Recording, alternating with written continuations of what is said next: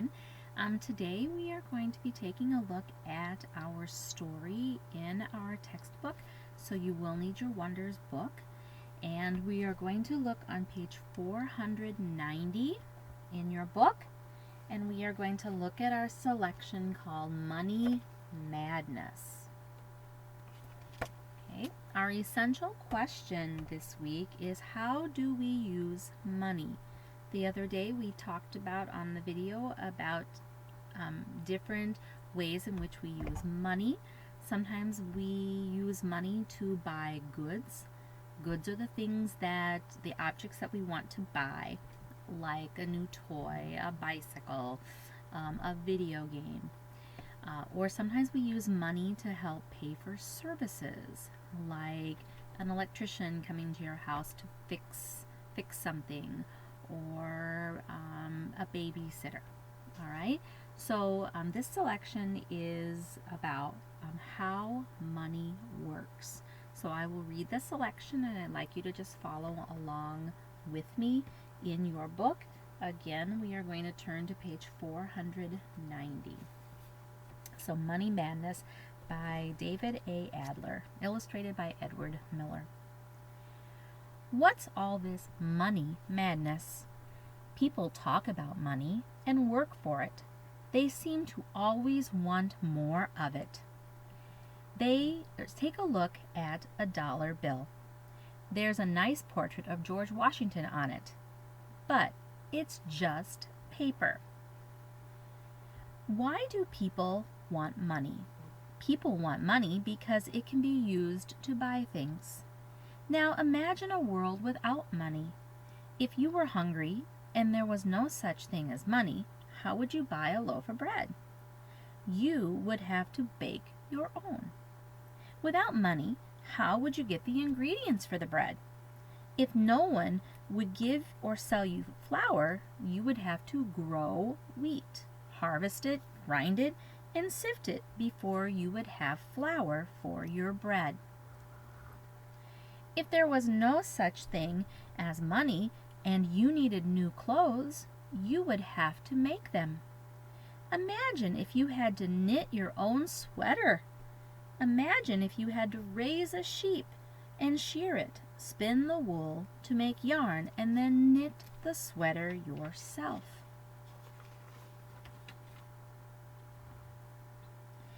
There was a time before money. Long ago, people couldn't buy things.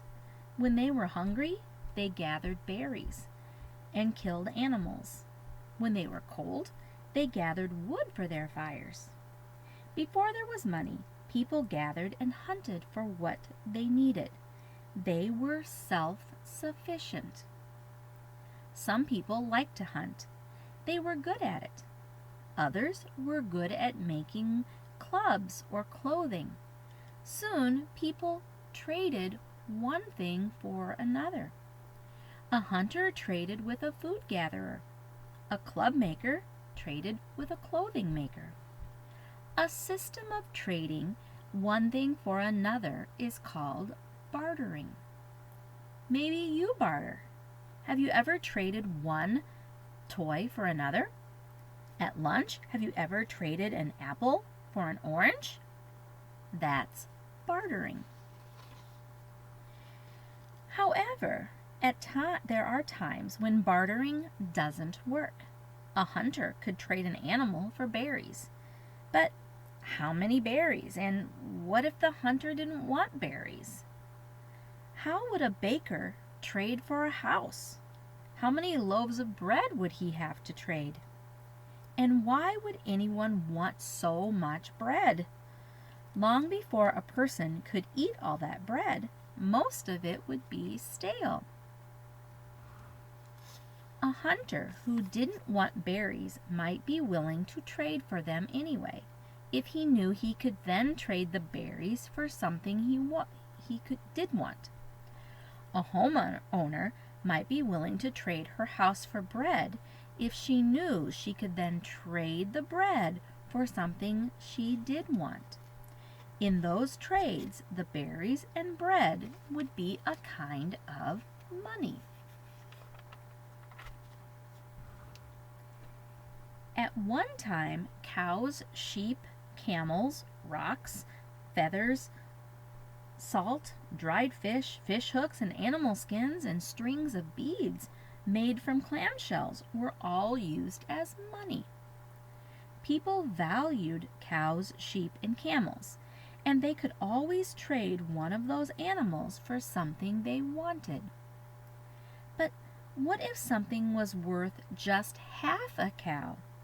You wouldn't want to cut a cow in half to buy something. What if the sheep or camel you wanted to trade was sickly? You might have trouble trading it. When animals were used as money, your money needed to be fed. Your money could die. It could run away. Rocks were another form of money. Rocks come in different sizes, but they're too heavy to carry around. Feathers were used as money too.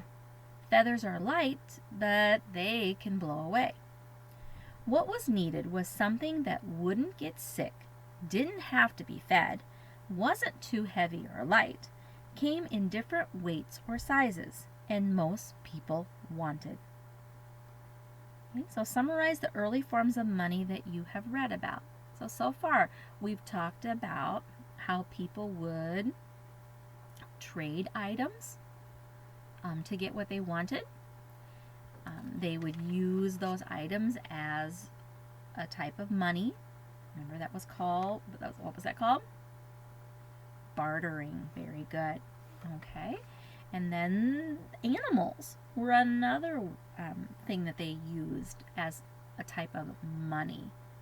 Okay, but then there were problems with that because the animals, you have to feed them, you have to take care of them, you have to make sure they stay. You don't want them to run away from you, otherwise your money is gone.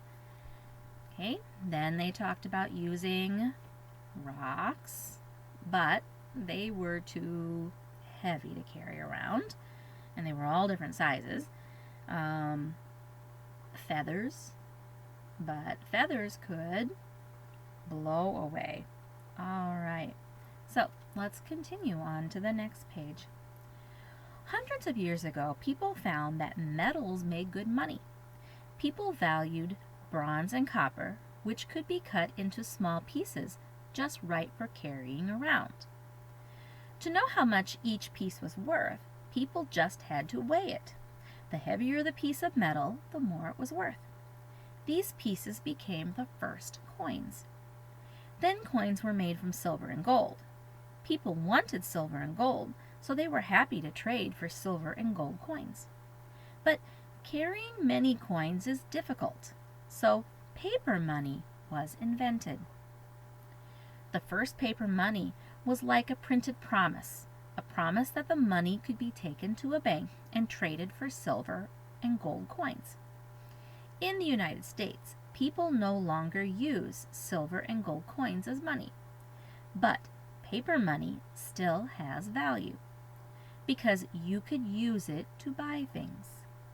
You can use paper money to buy bread, furniture, and clothing. You could use it to buy a house. You can even use paper money to buy silver and gold. Each country has its own money. In the United States, people use dollars. In Mexico, people use pesos. In Israel, new shekels. In Russia, rubles. In China, yuan. In Canada, dollars. In South Africa, rand. And in Brazil, reais. Many people of the countries in Europe use euros. And we can see some of the different pictures of the money. The value of money in each country keeps changing. One US dollar may be worth 10 Mexican pesos one day and a little more or less the next day. Your dollar may be worth even 7 yen one day and slightly more or less the next day. The value of each country's money goes up when prices go down in that country. When that happens, the dollar buys more. The value of each country's money goes down when prices go up in that country. When prices go up, the same dollar buys less. And you can see in the picture showing the Mexican peso and the China yen compared to the dollar, and how it can go up and down depending on the day of the week. Okay? And one day you might get 6 tomatoes for $1, and the next day you might only get 3 for $1. When prices go down, the value of $1 goes up. For example, when a scoop of ice cream costs $1, each dollar buys 1 scoop. If prices go down and a scoop of ice cream now costs just 50 cents, $1 buys double what it bought before. Now $1 buys 2 scoops of ice cream. The value of $1 in relation to ice cream went up. As prices in a country go down, and not just for ice cream, but for many, even most things, the value of its currency goes up. Checks and credit cards are money too, because they can be used to buy things. Some people even use digital money. With digital money, there is a computer record of the money in an account. When you spend that money to buy a book or download music, the amount you spend is subtracted from your account. Even though you cannot see digital money, it's still money because it can be used to buy things.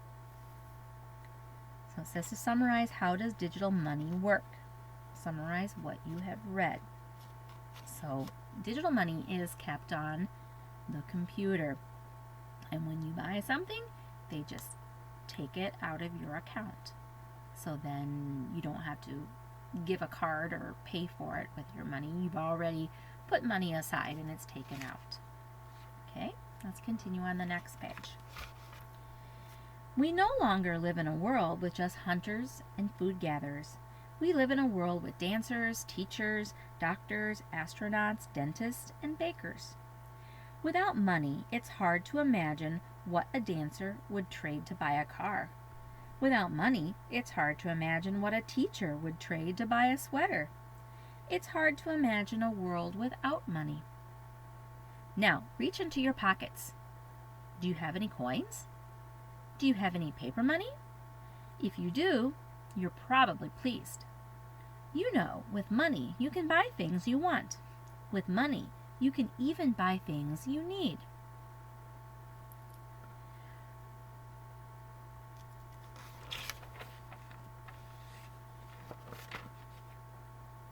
Okay, and we see a picture here, Uncle Sam's All-American Ice Cream. So he's selling his ice cream. Okay, so when you think about this story, all about money, the author's purpose was to tell us about what money is used for and how we use money, and what types of money we have. Okay, tomorrow we're going to look at the story again, and you're going to be answering some questions about the story. Okay, we'll see you later.